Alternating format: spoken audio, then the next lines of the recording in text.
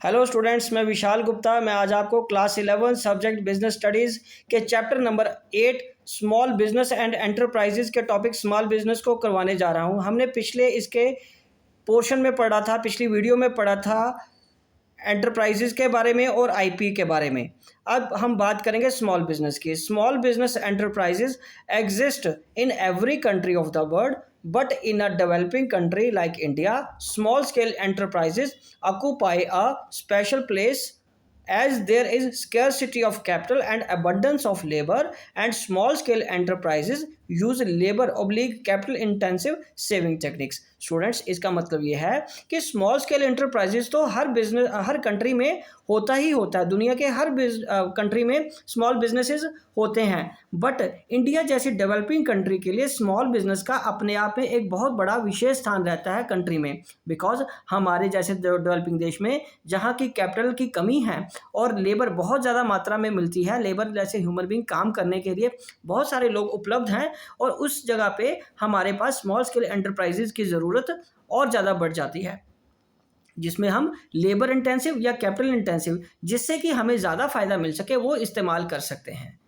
ठीक है स्टूडेंट्स, अब हम बात करेंगे मीनिंग ऑफ स्मॉल बिजनेस कहते किसको है। Any enterprises which employees not more than 50% when using power and 100 when not using power and with capital assets not exceeding ₹5 lakh. मतलब एक ऐसी एंटरप्राइज जिसके पास 50 से ज़्यादा पर्सन नहीं काम कर रहे, व्हेन यूजिंग पावर, पावर का मतलब इलेक्ट्रिसिटी, जब कोई इलेक्ट्रिसिटी पे चलने वाली एंटरप्राइज है और उसमें 50 से ज़्यादा काम नहीं कर रहे, तो उसको हम क्या बोलते हैं, स्मॉल बिजनेस। और दूसरा, यहाँ 100% काम कर रहे हैं जहाँ पावर नहीं इस्तेमाल हो रही, मतलब इलेक्ट्रिसिटी का इस्तेमाल नहीं हो रहा, लेकिन दोनों केसेस में जो उसकी कैपिटल है वो 5 लाख से ज़्यादा नहीं होनी चाहिए। तो अब हम बात करेंगे आगे classification of MSME, medium small enterprises की। ठीक है, अब हम बात करेंगे, सबसे पहले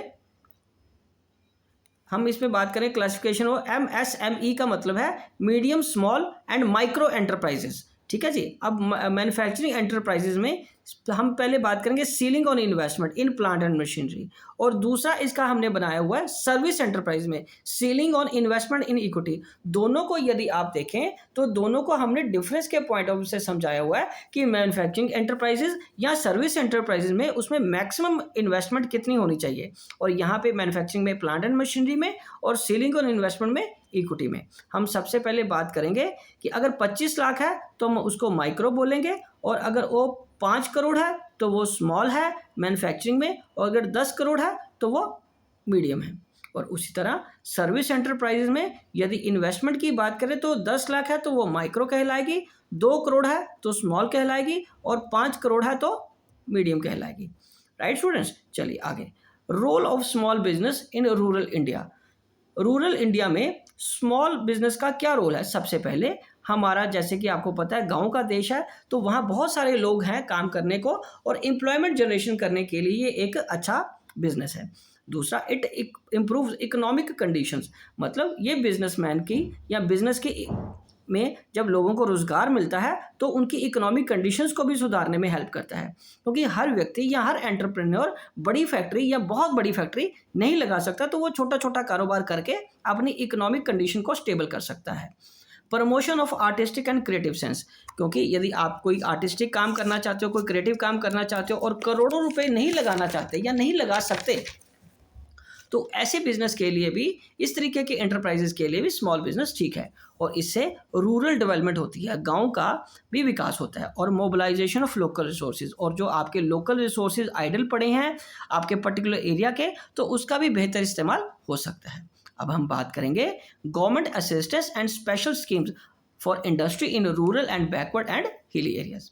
Keeping in view the contribution of SSI to employment generation, balanced growth and promotion of export, the Government of India has formed various policies and offered various incentives and benefits for growth and promotion of small scale business at central level as well as the state level। मतलब सरकार assistance दे रही है, आपकी मदद कर रही है, small special schemes दे रही है इंडस्ट्रीज़ के लिए, रूरल मतलब ग्रामीण इलाकों में बैकवर्ड पिछड़े हुए इलाकों में जहाँ इकोनॉमिक एडवांसमेंट्स अभी नहीं हुई हैं, या हिली एरिया जहाँ पे भी इकोनॉमिक एडवांसमेंट्स अभी नहीं हुए हैं, ऐसी चीज़ों के उनका विकास करने के लिए, उसमें एम्प्लॉयमेंट जनरेट करने के लिए, उनकी बैलेंस ग्रोथ करने को प्रमोट करने के लिए, एक्सपोर्ट को प्रमोट करने के लिए गवर्नमेंट ने बहुत सारी ऐसी पॉलिसीज़ या इंसेंटिव्स या बेनिफिट्स दिए हैं स्मॉल बिजनेस को, सेंट्रल लेवल पे भी और स्टेट लेवल पे भी। The government assistances are translated into actions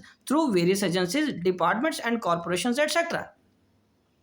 तो उसके बाद हम बात करेंगे some of the support measures and programmes meant for promotion of small and rural industries are grouped in following two categories. तो पहली कैटेगरी है हमारी इंस्टीट्यूशनल सपोर्ट, तो उसमें आता है NSIC, मतलब national small industries corporation. This was set up in 1955 with a view to promoting and fostering the growth of SSI in the country. Its main focus is on, मतलब ये बनाया गया है 1955 में, किस व्यू से, इंक्रीज करने के लिए और प्रमोट करने के लिए SSI स्मॉल स्केल इंडस्ट्रीज की ग्रोथ को कंट्री में। Supply indigenous and imported machines in easy instalments. Easy instalments में इंडिजीनियस मतलब देश के अंदर बनी हुई या इंपोर्टेड मशीन्स को लाने के लिए आपको ईजी इंस्टॉलमेंट्स पे लोन भी मिल जाता है। To procure and supply imported raw material, procure करने के लिए या सप्लाई करने के लिए इंपोर्टेड रॉ मटेरियल को बाहर से मंगाने के लिए भी आपको पैसा मिल जाता है लोन के रूप में, या हेल्प मिल जाती है सरकार से। To export products of SSI, export करने में भी हेल्प मिलती है। To provide advisory and mentoring services, आपको अगर एडवाइस चाहिए किसी मसले में तो वो भी आपको मिल जाएगी। To provide technological assistance, technological मदद भी आपको मिल जाएगी इसमें। अब हम बात करेंगे इसके 6 पॉइंट की। To develop software technology part of the technology transfer, तो आपको इसका नया सॉफ्टवेयर टेक्नोलॉजी कोई सीखनी है या समझनी है या इसको लेना है, अडॉप्ट करना है अपने बिजनेस में, तो वो भी आपको मिल जाएगा। सेकंड है इसका द डिस्ट्रिक्ट इंडस्ट्रियल सेंटर, जिसको DICs बोलते हैं। The DIC programme was started on 1 May 1978 to provide assistance to small scale industries at the district level. The center provide all the promotional activities such as identification of suitable scheme, preparation of feasibility report, arranging of credit. These centers promote entrepreneurs attitude in rural areas, मतलब वो आपके अंदर के जो एक businessman है उसके promote करने के लिए, उसको प्रमोट करने के लिए आइडेंटिफाई करते हैं सूटेबल स्कीम आपके बिजनेस के लिए कौन सी रहेगी। फिर आप जो बिजनेस करना चाहते हो उसकी फिजिबिलिटी रिपोर्ट बनाई जाएगी कि प्रैक्टिकली ये जो चीज़ काम करना चाह रहे हो वो पॉसिबल भी है या नहीं।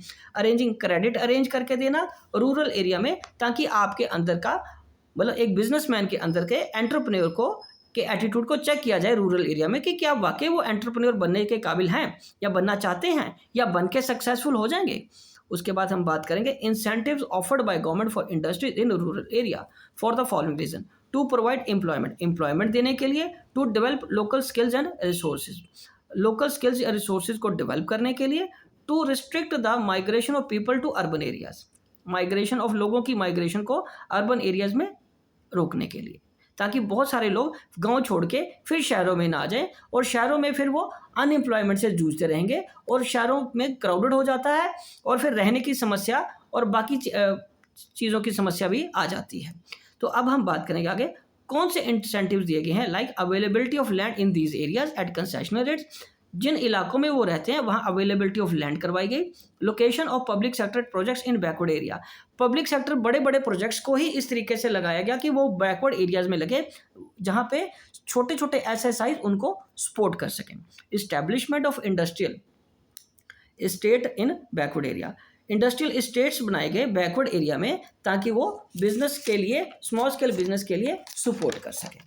उसके बाद हम बात करेंगे 4th पॉइंट में development of infrastructure facilities such as transport, such as banking, such as power supply. तो इंफ्रास्ट्रक्चर, इकोनॉमिक इंफ्रास्ट्रक्चर, जैसे ट्रांसपोर्ट के बिना बिजनेस करना मुश्किल है, बैंकिंग में उनको लोन चाहिए या पेमेंट करने के लिए या रिसीव करने के लिए हेल्प चाहिए, बिजली के बिना आजकल बिजनेस करना या मशीनरी चलाना शायद मुश्किल है। और 5th point offering tax concession, उनको टैक्स कंसेशंस भी दी गई इन द बैकवर्ड एरिया। और नेक्स्ट पॉइंट है फाइनेंस, उनको फाइनेंस मतलब लोन भी कंसेशनल रेट में इंडस्ट्रीज को प्रोवाइड किया गया इन एरियाज में बिजनेस को सेट करने के लिए। और 7th पॉइंट है granting subsidies from time to time, time to time उनको सब्सिडीज भी दी गई। किस चीज़ में? ट्रांसपोर्ट सब्सिडी, कैपिटल सब्सिडी, और इंफ्रास्ट्रक्चर सब्सिडी। और लास्ट पॉइंट है इसका special programmes for the development of backward areas which has been initiated by the government. और बहुत सारे सेपरेट स्पेशल प्रोग्राम्स बनाए गए इन बिजनेस को डेवलप करने के लिए। तो स्टूडेंट्स, इसी के साथ हमारा ये चैप्टर भी कंप्लीट होता है। आप मेरी वीडियोस देखते रहिए नेक्स्ट चैप्टर के लिए। Thank you.